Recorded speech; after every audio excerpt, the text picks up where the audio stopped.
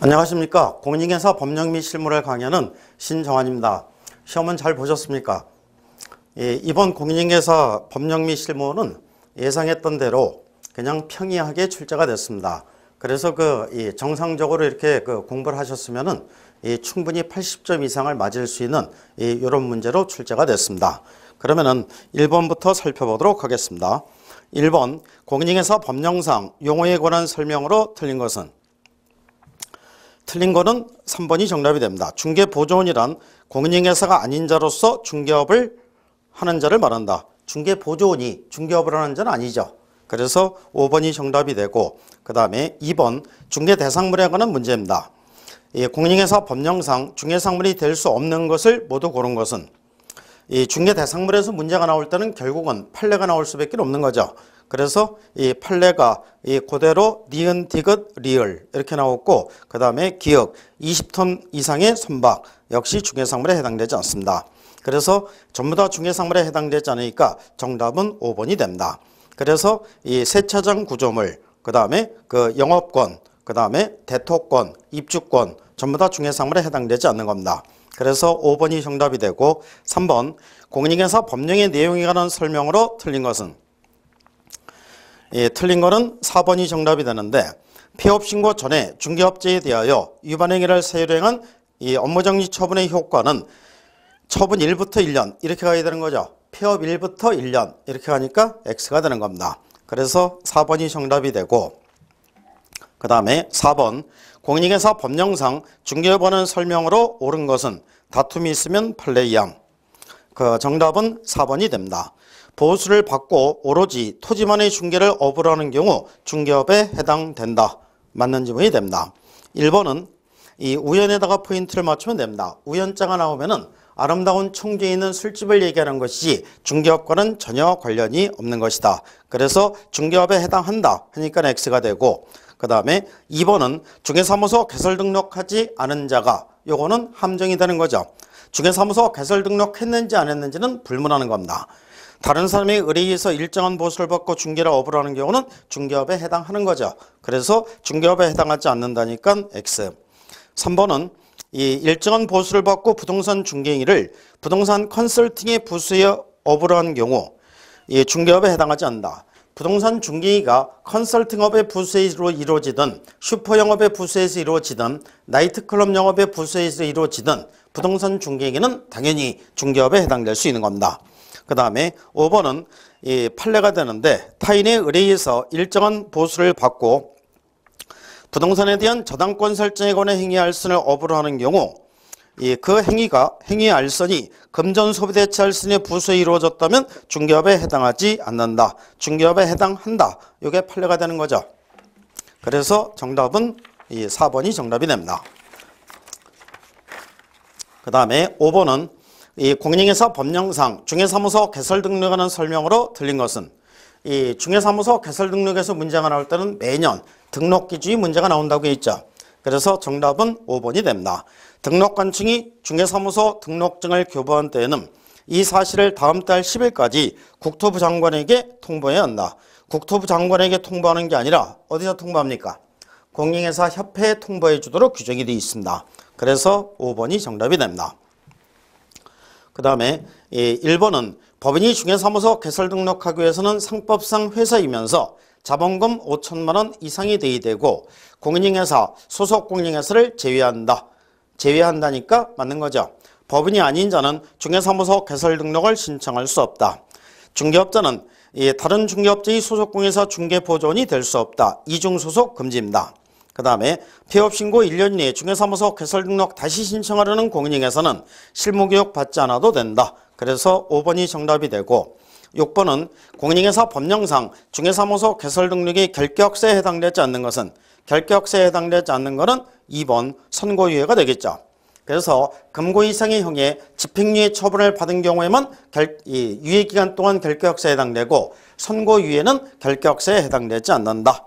그래서 2번이 정답이 되고, 그 다음에 7번 공인중개사 법령상 분사무소 설치에 관한 설명으로 옳은 것을 모두 고른 것은?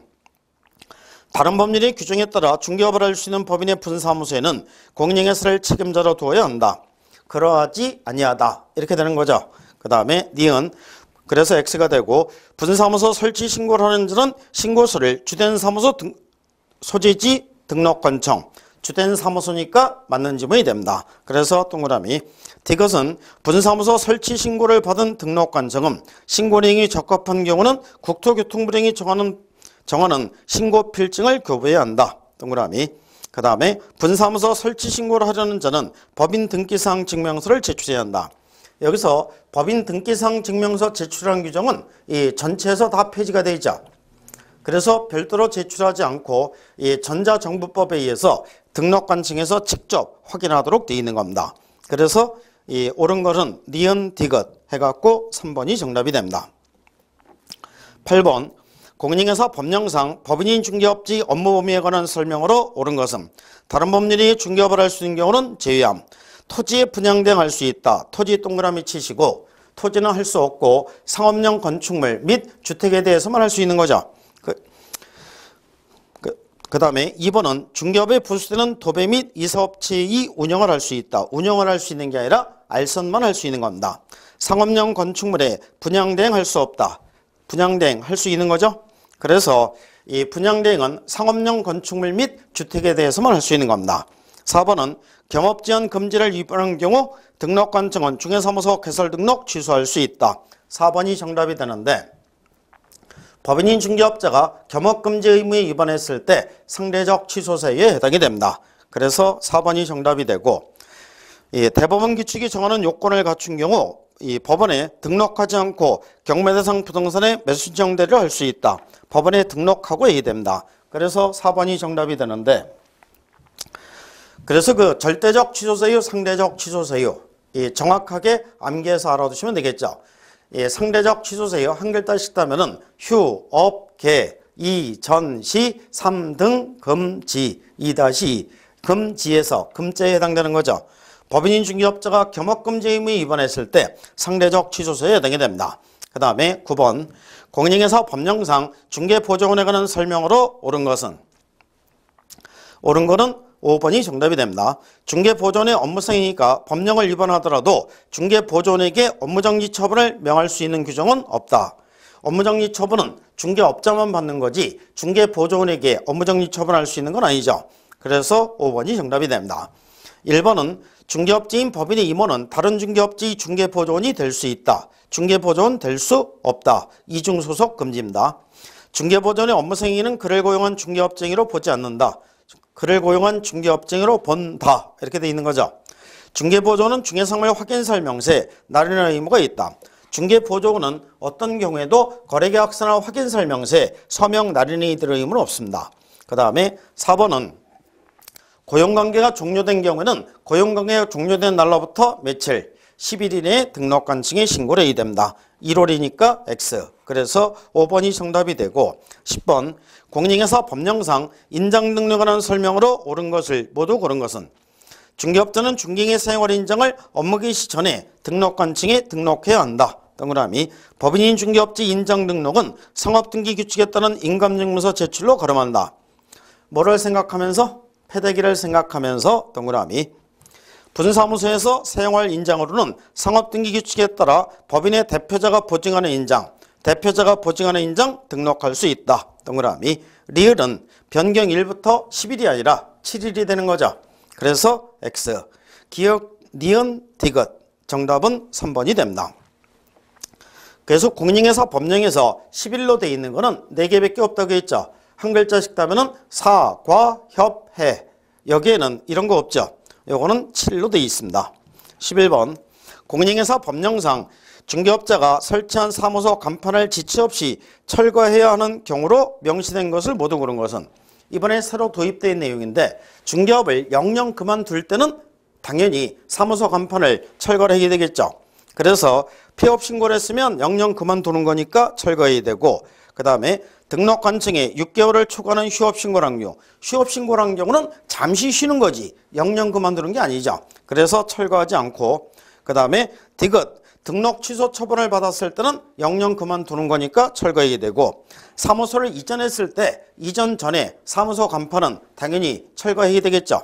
그래서 사무소 간판을 철거해야 되는 것은 기억, 디귿, 리을 해갖고 이 4번이 정답이 됩니다. 12번 공인중개사 법령상 휴업 또는 폐업에 관한 설명으로 옳은 것은 5번이 정답이 됩니다. 재등록 중개업자에 대하여 폐업 신고 전에 업무정지 처분에 해당되는 위반 행위를 사유로 업무정지 처분함에 있어서는 폐업 기간과 폐업의 사유 등을 고려해야 한다. 동그라미. 1번은 중개업자가 휴업한 중개업을 재개하고자 하는 때는 이 휴업한 중개업의 재개 후 일주일 이내에 신고해야 한다. 재개하고자 하는 경우는 일주일 이내가 아니라 미리 신고하고서 재개를 해야 되는 겁니다. 그 다음에 2번은 중개업자가 1월을 초과하는 휴업을 하는 때에는 1월이 아니라 3월을 초과하여 휴업하고자 하는 경우에 미리 신고를 해야 됩니다. 그 다음에 3번은 중개업자가 휴업을 하는 경우 질병이나 유양 등 대통령령이 정하는 부득이한 사유가 있는 경우를 제외하고는 3월을 초과할 수 없다. 휴업기간은 6월을 초과할 수 없다. 이렇게 되는 거죠. 24회 시험에서도 나왔던 지문이니까 별 무리 없이 해결할 수 있을 겁니다. 휴업기간 중에 있는 중개업자는 다른 중개업체의 소속 공인사가 될 수 있다. 여기 이제 조금 어려운 지문이 되는데 이거는 휴업과 업무정지 처분의 공통점과 차이점이 됩니다. 휴업과 업무정지 처분의 공통점 첫 번째, 둘 다 뭐는 하고 있다? 등록하고 있는 거죠. 등록하고 있으니까 등록 기준에 적합해야 되겠죠. 그래서 사무소를 둬야 되고 등록하고 있으니까는 다른 중개업체의 소속 공인회사가 될 수 없는 거죠. 그러면 이중 소속으로서 법령 위반이 되는 겁니다. 그래서 5번이 정답이 되고 그 다음에 13번 공인중개사 법령상 중개계약에 관한 설명으로 틀린 것은 중개계약 하면은 일반 중개계약, 전속 중개계약. 1번 중개업자는 정답은 2번이 됩니다. 그 전속 중개계약을 체결했을 때 이 중개상물을 부동산거래 종목 등에 공개를 해야 되는데 공개사항은 총 몇 가지? 7가지. 외워야 된다? 아니어도 된다. 아니어도 된다. 아니어도 되는데 몇 가지? 2가지는 주의해서 알아두셔야 되겠죠. 첫 번째, 뭐는 공개하면 안 된다. 권리제 인적사항은 공개하면 안 된다. 두 번째, 뭐는 공개를 해도 되고 안 해도 된다. 임대차인 경우에 공시지가는 공개를 해도 되고 안 해도 된다. 하니까 반드시 공개해야 되는 사항에 해당되지 않는다. 그래서 2번 끝에 권리제의 주소 성명을 공개해야 한다. 권리제 인적사항 공개하면 안 되는 거죠. 그래서 2번이 정답이 되고 14번 공인중개사 법령상 중개업체의 중개상물 확인설명서 작성에 관한 설명으로 옳은 것은 정답은 2번이 됩니다. 중개업자는 중개상물의 상태에 관한 자료 요구에 매도인이 불응한 경우에는 매도인이 가장 무서워하는 사람 누구?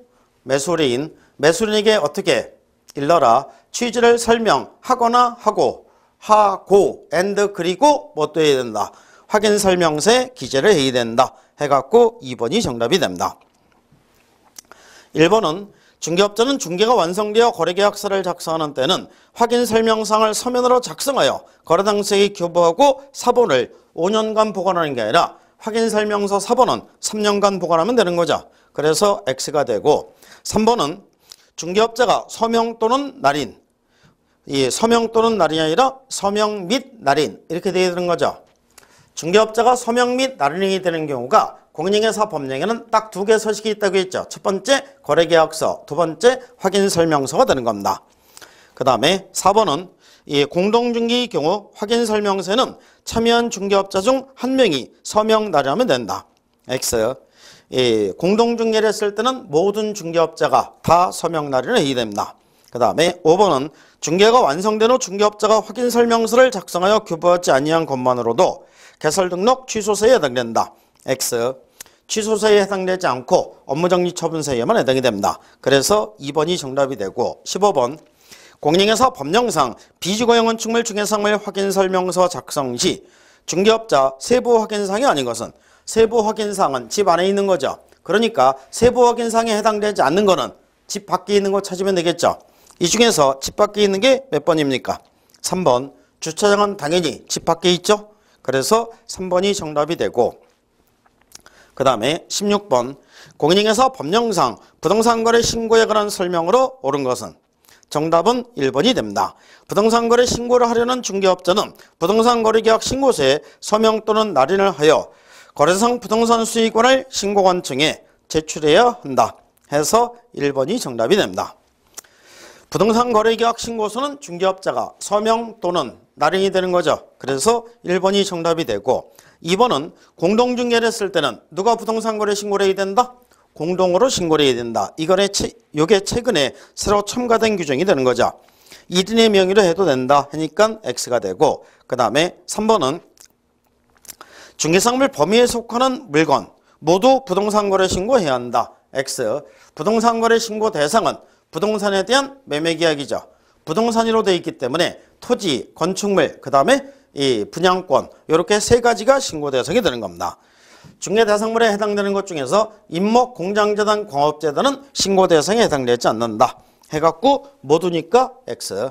4번은 부동산 거래계약 신고서 방문 제출은 당해 거래계약을 중개한 중개업자의 위임을 받은 소속 공인회사가 대행할 수 없다. 중개업자가 부동산 거래 신고를 할 때 누가 대행할 수 있다? 소속 공인회사가 대행할 수 있다. 그 다음에 5번은 이 외국인이 그 국내 토지를 매수했을 때는 내구 인기 제공되는 거죠. 그래서 부동산 거래 신고를 했을 때는 외국인 토지법에 의한 토지 취득 신고는 하지 않아도 된다. 해야 한다 하니까 X가 됩니다. 그 다음에 17번 공인회사 법령상 손해배상 책임의 보조에 관한 설명으로 옳은 것은 옳은 거 정답 4번이 됩니다. 중개업자가 손해배상 책임을 보장하기 위한 조치를 이행하지 아니하고 업무를 개시한 경우 등록관 정원 개설 등록 취소할 수 있다. 상대적 취소 후 업에서 업자가 되는 거죠. 업무 보장을 설정하지 않고 중개 업무를 했을 때는 상대적 취소 사유에 해당이 됩니다. 그 다음에 1번은 이 업무 보장을 설정해야 되는 것은 중개사무소 개설 등록 신청을 할 때 해야 한다. 업무 개시 전까지 업무 보증을 설정을 해야 됩니다. 그 다음에 다른 법률에서 중개업을 할 수 있는 법인도 업무 보증 설정해야 되고 3번은 이 보증기간이 만료되어 다시 보증을 설정하는 경우는 보증기간 만료일까지 이렇게 들어가야 되는 거죠. 그 다음에 5번은 이 보증보험으로 손해배상하는 경우 중개업자는 며칠 15일입니다. 15일 이내에 보증보험에 다시 가입해야 한다. 그래서 4번이 정답이 되고 18번 공인회사 법령상 중개업지 금지행에 해당하지 않는 것은 정답은 5번이 됩니다. 매도 능력부터 매도 중개 의뢰를 받은 중개업자 의뢰 중개로 X부동산을 매수한 중개업자 갑이 매수 중개 의뢰를 받은 다른 중개업자 병의 중개로 X부동산을 매도한 경우, 즉 다른 중개업자의 중개에 의해서 거래를 했을 때는 이 금쟁에 해당되지 않는다. 즉 직접 거래에 해당되지 않는다. 이게 판례가 됩니다. 그래서 5번이 정답이 되고 19번은 이 중개업자 등의 교육에 관한 설명인데 이 교육이 이번에 새로 개정이 돼 있죠. 그렇기 때문에 꼭 나와야 되는 사항입니다. 정답은 3번. 실무교육을 실시하려는 경우 실무교육에다 동그라미 치면 되겠죠. 교육 실시기관은 교육일 7일 전까지 일시, 장소, 내용 등을 교육 대상자에게 통지해야 한다. 7일 전까지 통보해야 되는 것은 연수교육을 통보해야 되는 거지 실무교육을 통보해야 되는 게 아니죠. 그래서 3번이 정답이 되는 겁니다. 그 다음에 20번 공인회사 법령상 공인회사 자격 취소와 자격 정지에 관한 설명으로 틀린 것은 이렇게 나왔을 때 이게 자격 정지 처분인지 이 자격 취소 처분인지 이거를 잘 구분해서 접근해야 되겠죠. 그래서 정답은 4번이 됩니다. 공인회사에 대해 자격 취소와 자격 정지를 명할 수 있는 자는 자격 취소 또는 정지 처분을 한 때에 5일 이내에 국토부 장관에게 보고해야 한다. 국토부 장관에게 보고해야 되는 것은 오직 뭐만?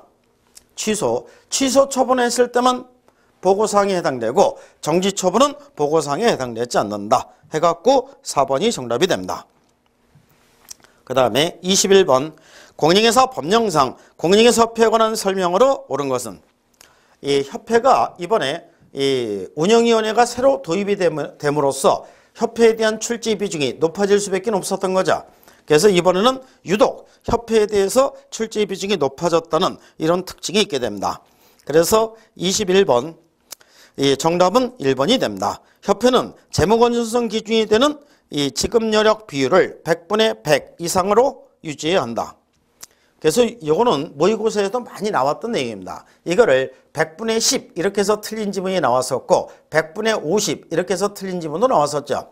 100분의 100 이상을 유지해야 한다. 맞는 지문이 되고 2번은 서울특별시에서는 100인 이상이 되는 거죠. 그 다음에 3번은 시도의 지부를 반드시 둬야 되는 것은 아닙니다. 정관이 정하는 바에 따라서 시도의 지부를 시군구의 지회를 설치할 수 있다. 이렇게 되어 있습니다. 그 다음에 협회의 총회의 의결 내용.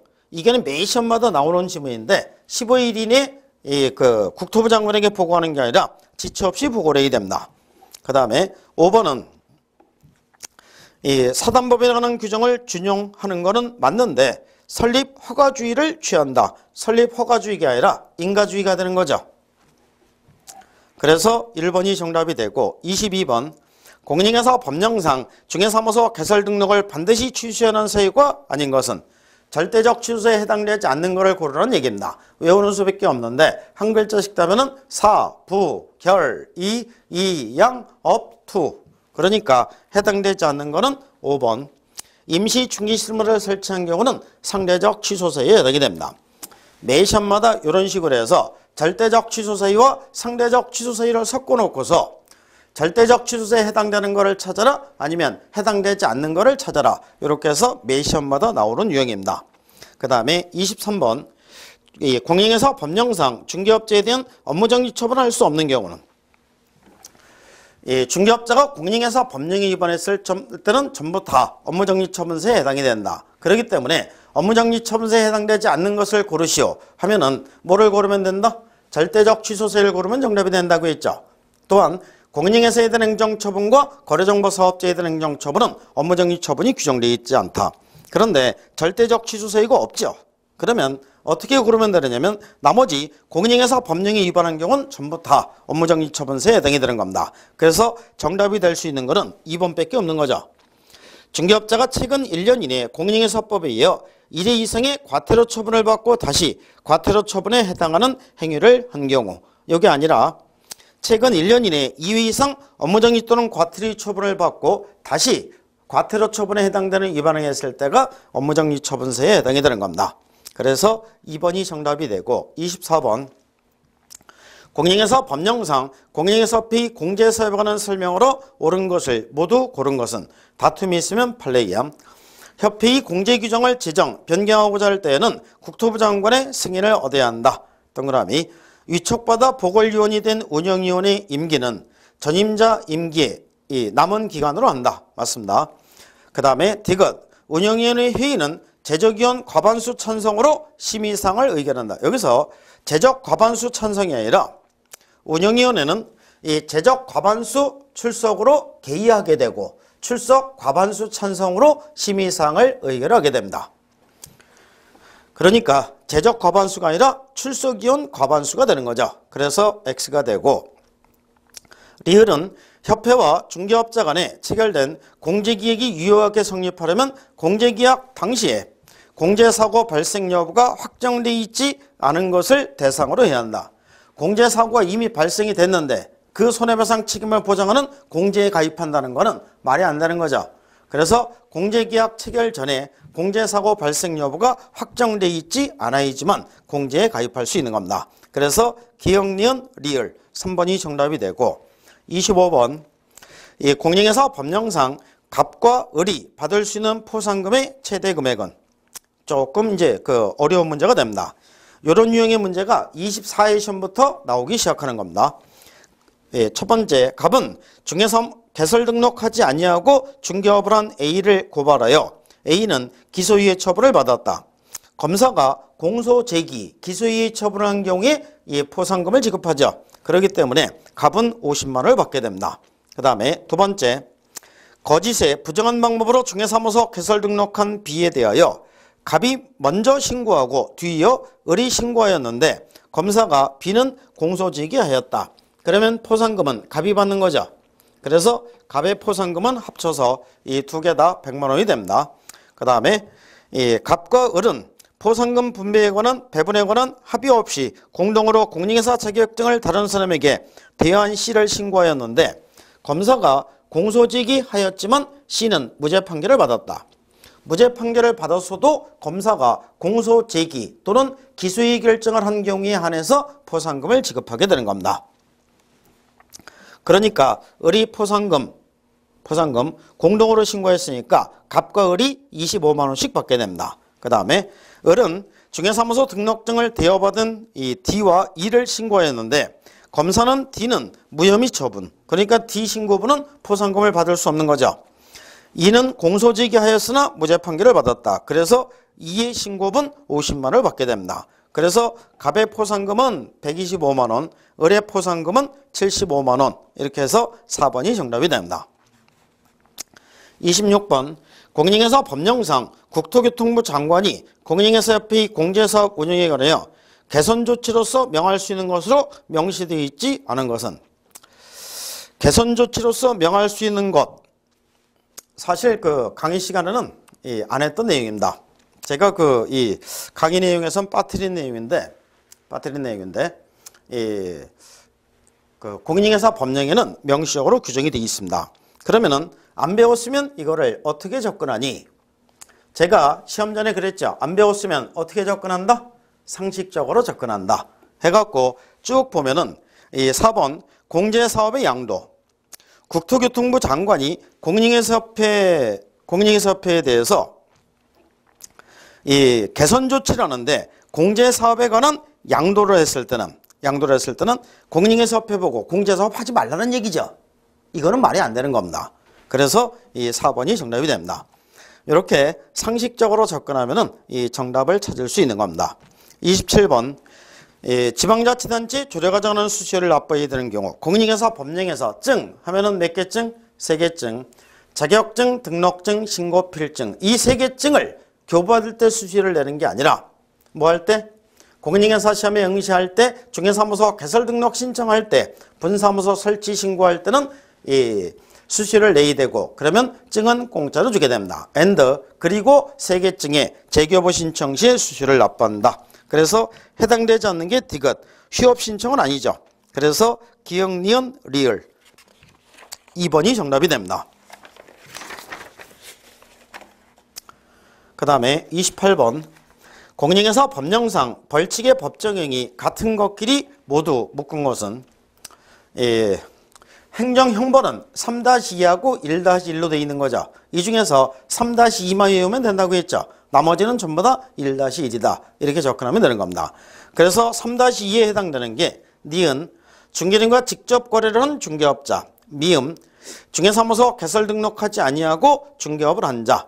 그래서 이 문제의 정답은 니은, 미음이나 기역, 디귿, 리을 이걸 찾으면 되겠죠. 근데 니은, 미음은 없으니까 기역, 디귿, 리을 이렇게 되는 겁니다. 그래서 2번이 정답. 요게 1년 이하 지역이나 1,000만 원 이하 벌금에 처해지는 사유고 나머지는 3년 이하 지역이나 2천만 원 이하 벌금에 처해지는 사유에 해당이 됩니다. 그 다음에 29번 공인중개사 법령상 중개사물 확인설명서 작성 방법에 관한 설명으로 옳은 것은 확인설명서 작성 방법 1번 권리관계 등기부 기재사항은 중개업자 기본 확인사항이고 실제 권리관계는 세부 확인사항에 해당되는 거죠. 그래서 1번이 정답이 됩니다. 2번은 건폐율 상한과 용적률 상한은 기본 확인사항에 해당되는 것은 맞는데 토지용계획 확인사가 아니라 시, 군, 조례 이렇게 되는 거죠. 그 다음에 거래 이전 금액은 중개업자 세부 확인사항, 거래 이전 금액 기본 확인사항이 되는 거죠. 그 다음에 조세관계인데 제일 뒤에 임대차의 경우에도 기재한다. 임대차 했을 때는 세금 낸다 안 낸다? 안 낸다. 그러니까 이 기재할 필요가 없는 겁니다. 5번은 중개수는 법령으로 정한 유율 한도에서 중개의뢰인과 중개업자가 협의하여 결정하며 중개수는 그 뒤에가 틀린 겁니다. 부가가치세가 포함된 것으로 본다. X. 부가가치세는 포함되지 않은 겁니다. 그래서 1번이 정답이 되고 30번 중개업지 거래계약서 작성에 관한 설명으로 옳은 것은 4번이 정답이 됩니다. 법인의 분사무소가 설치되어 있는 경우 그 분사무소에서 작성하는 거래계약서에 분사무소 책임자가 서명 및 날인해야 한다. 분사무소에서 거래계약서를 작성했을 때는 당연히 분사무소 책임자가 서명 및 날인을 해야 되겠죠. 1번은 중개사물 확인설명서 교부 일자 거래계약서에 기재해야 된다. 이게 매 시험마다 한 번도 빠지지 않고 출제가 되는 지문이죠. 올해도 나왔습니다. 기재할 사항이 아니다. 그러니까 X. 그 다음에 2번은 당해 중개기는 소속 공인사가 거래계약서를 작성할 수 있으며 이 경우에는 중개업자만이 아니라 중개업자가 서명 및 날인하고 당해 업무를 수행한 공인에서는 함께 서명 날인을 해야 됩니다. 3번은 국토교통부 장관은 거래계약서의 표준이 되는 서식을 정하여 이의 사용을 권장할 수 있다. 이렇게 되어 있는 거죠. 그러니까 반드시 사용해야 되는 서식은 아닙니다. 5번은 거래계약서를 거짓으로 작성했다고 해서 거짓된 내용으로 거래계약서를 작성했다고 해서 사람을 교도소에 처할 수는 없는 거죠. 그래서 이 1-1에 해당되지 않고 상대적 취소 사유만 해당이 됩니다. 4번이 정답이 되고 31번 공인중개사 법령상 중개업체의 부동산 거래계약 신고서 작성 방법에 관한 설명으로 틀린 것은 3번이 정답이 됩니다. 거래대상 면적에는 실제 거래 면적을 계산해 적되 집합건축물의 경우에는 전용 면적, 단독 건축물인 경우는 연면적을 기재한다. 이렇게 되는 거죠. 전용 면적과 공용 면적을 합산하여 기재한다. 하니까 X입니다. 그 다음에 32번 중개업자가 X시에 소지하는 주택의 면적이 3분의 1인 건축물, 주택의 면적이 3분의 1인 건축물 여기다가 밑줄을 치면은 그러면 주택의 면적이 3분의 1이면은 이거는 주택 외로 들어가는 거죠. 매매와 임대차 계약을 동시에 중개하였다. 중개업자가 갑으로부터 받을 수 있는 중개수요 최대 금액, 최고 한도액은 3동일에 해당이 되죠. 동일한 중개상물, 동일 당사, 동일 기회. 3동일에 해당이 되니까 뭐만 받는다? 매매만 받으면 되는 거죠.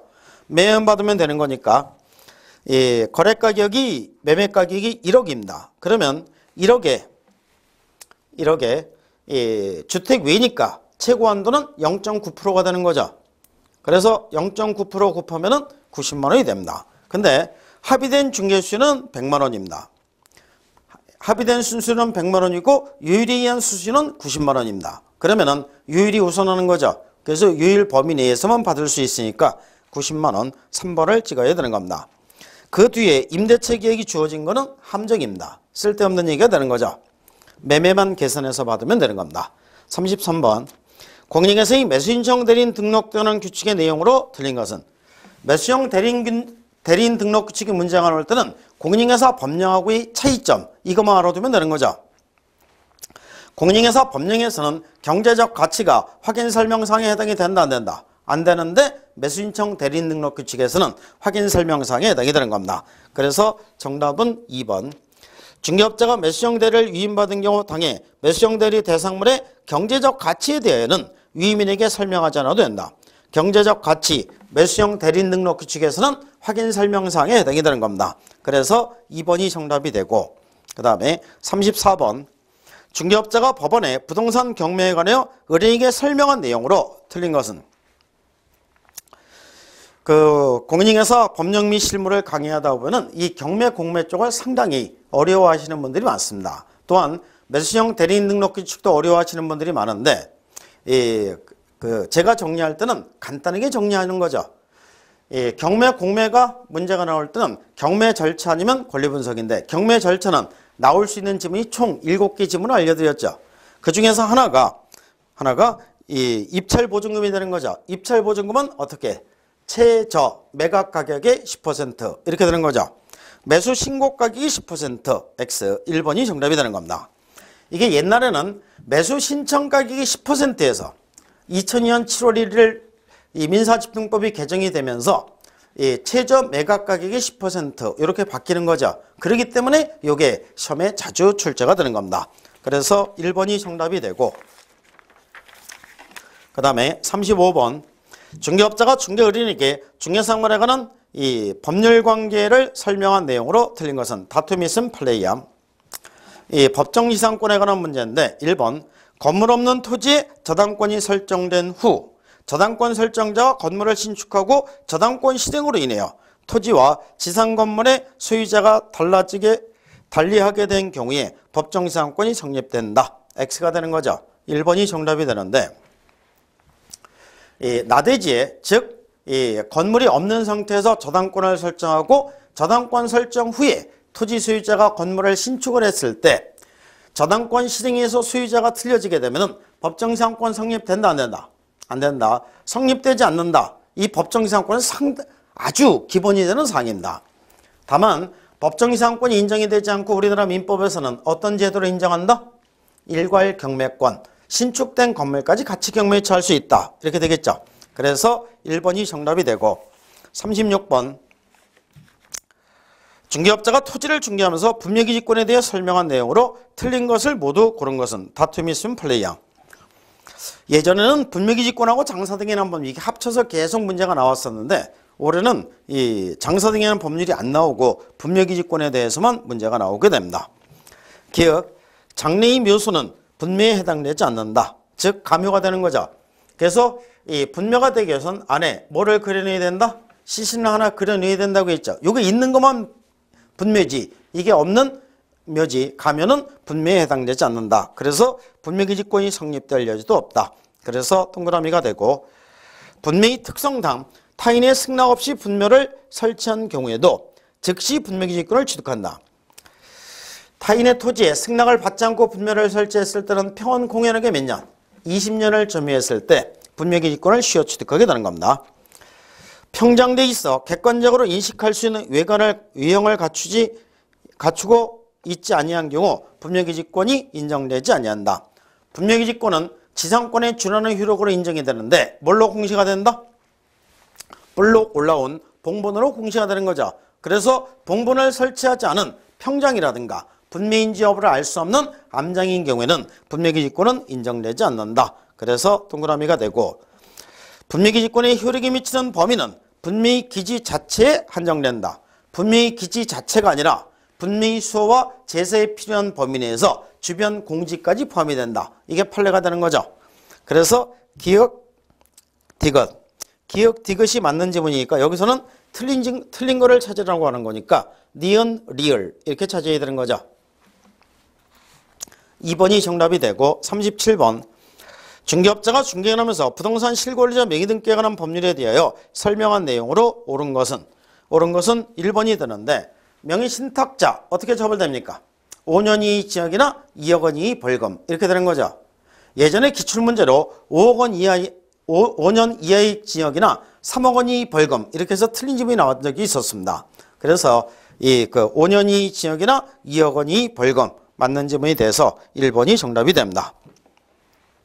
그 다음에 38번 중개업자가 중개의뢰인에게 임대차의 존속기간 등과 관련하여 설명한 내용으로 틀린 것은 이건 이제 그 민법 내용이 그 문제가 나온 건데 정답은 5번이 됩니다.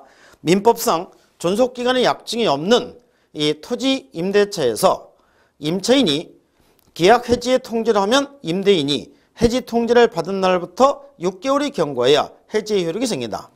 임차인이 통지했을 때는 몇 월입니까? 1월이 되는 거죠. 임대인이 통지했을 때가 6월이 되는 겁니다. 그래서 5번이 정답이 되는 것이고 39번 주택임대차 계약에 대해 중개업자가 중개의뢰인에게 설명한 내용으로 틀린 것을 모두 고른 것은 다툼이 있음 플레이함. 임차인이 주택의 인도를 받고 주민력을 마친 날과 제3자의 저당권 설정 등길이 같은 경우면 같은 날이면 누가 선수입니까? 저당권이 선수가 되는 거죠. 임차인은 이 저당권 실행으로 그 주택을 취득한 매수인에게 대항하지 못한다. 동그라미. 이 주택의 인도와 전입신고를 하면은 다음 날 2일부터 대항력이 생기게 되는 거죠. 그날 저당권 설정이 이루어졌으니까는 이 저당권이 우선하게 되는 겁니다.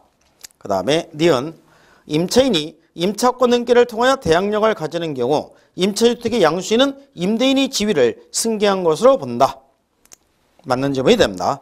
그 다음에 디귿은 3분의 1이 아니라 2분의 1로 바뀌게 되는 거죠. 그 다음에 리을은 주택 임대측이 묵시적으로 갱신된 경우 임대인은 언제든지 임차인에게 계약 해지를 통지할 수 있다. 임대인은 묵시적으로 갱신된 경우에 2년을 보장해 줘야 되는 겁니다. 임차인이 언제든지 해지 통지를 할 수 있는 거죠. 그래서 X가 됩니다. 틀린 거를 찾는 거라니까 디귿, 리을. 그래서 3번이 정답이 되고 40번 중개업자가 상거물 임대차 보호법에 적용을 받는 상거물의 임대차를 중개하면서 의뢰인에게 설명한 내용으로 옳은 것은 1번 정답은 5번이 됩니다. 5번부터 보면은 임대인이 동의를 받고 전대치 계약을 체결한 전체인은 임차인이 계약갱신 요구권 행사 기간 이내에 임차인을 대유하여 임대인에게 계약갱신 요구를 행사할 수 있다. 맞는 지문이 되는 거죠. 그래서 이 5번이 정답이 되는 겁니다. 1번은 등기한 때에는 다음 날부터, 등기를 했을 때는 당연히 그날부터가 되는 거죠. 다음 날부터는 사업 상가의 인도를 받고 사업자 등록 신청을 했을 때 이 길부터가 되는 거고, 등기를 했으면 그날부터 제3자에 대해서 효력이 생긴다. 임차인은 대항력과 확정일자를 갖춘 경우 경매에 의해 매각된 임차 건물을 양수인에게 인도하지 않더라도 인도해야 배당을 받을 수 있는 겁니다. 그 다음에 3번은 임대期限을 6월로 정한 경우 임차인은 그 기간의 유효함을 주장할 수 없다. 임차인은 1년 미만의 약정의 유효를 주장할 수 있고 임대인은 주장할 수 없다. 임차인이니까 주장할 수 있는 거죠. 임대차가 묵시적으로 갱신된 경우 존속기간은 임대인이 그 사실을 안 날로부터 1년으로 본다. 그 사실을 안 때부터 1년이 아니라 묵시적 갱신이 된 시점을 기준으로 해서 1년이 되는 거죠. 그래서 5번이 정답이 됩니다. 이렇게 해서 이제 이 A형으로 40문제를 살펴봤는데 전부 다 무난한 평이한 문제로 출제가 됐습니다. 그런데 이 법령 및 실무는 차분하게 세밀하게 접근해야 됩니다. 섬세하게. 그래서 차분하게 이렇게 접근하신 분들은 비교적 점수가 잘 나왔을 걸로 예상이 됩니다. 그런데 중간중간에 보면 나름대로 함정이 없었던 건 아니죠. 그렇기 때문에 1, 2차를 같이 하시는 분들은 1차에서 진을 다 빼고 2차 문제를 풀 때 조금 이렇게 피로가 풀리지 않으신 분들은 조금 이렇게 함정에 빠질 수 있는 이런 지문들도 많이 있었던 시험입니다. 그런데 지금까지 배운 내용에서 전부 다 문제가 나오게 되는데, 물론 이제 한두 문제는 이렇게 비껴나는 문제가 있습니다. 그래서 이번 시험도 한 두 문제 정도가 이 범위를 벗어났던 이런 문제인데, 상식적으로 접근하면은 해결할 수 있는 문제, 아니면 민법에서 배운 문제, 이런 문제가 되는 겁니다. 그래서